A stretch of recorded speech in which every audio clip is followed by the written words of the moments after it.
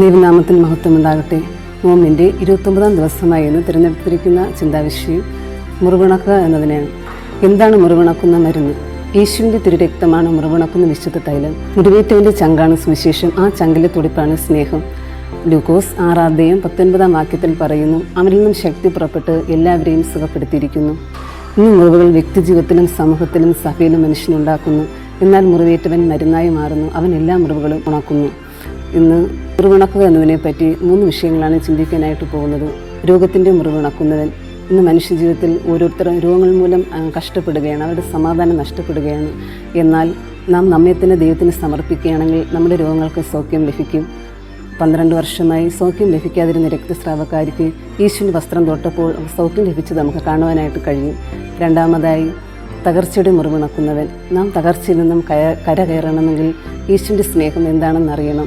ഓരോ ജീവിതത്തിലും തകർച്ചകൾ വന്നു പോകുമ്പോൾ അവർ ദൈവത്തിൽ നിന്ന് അകന്നു പോവുകയാണ്. എന്നാൽ അവസാനത്തുള്ള ചോര നൽകി നമ്മെ വീണ്ടെടുത്തും രക്ഷിക്കുന്നവൻ ഒരു നാൾ നിന്ദിച്ചു പോവുകയില്ല.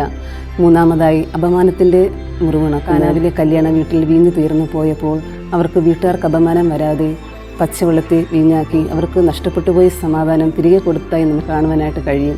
5 അപ്പവും 2 മീനും കൊണ്ട് 5000 പേരെ പോഷിപ്പിച്ചത് നമുക്ക് കാണുവാനായിട്ട് കഴിയും. മുറിവേറ്റവൻ നമ്മിലേക്ക് വരുമ്പോൾ നമുക്ക് സമാധാനവും സന്തോഷവും ലഭിക്കുന്നു. വിശ്വാസത്തോടെ നാം ദൈവത്തിലേക്ക് അടുക്കുകയാണെങ്കിൽ നമുക്ക് സന്തോഷം ലഭിക്കും. ഈ നോമ്പ് കാലഘട്ടത്തിൽ മുറിവേറ്റനെ ദൈവത്തെ സ്വീകരിക്കാൻ വലിയവനെ ദൈവം സഹായിക്കട്ടെ. ആമേൻ.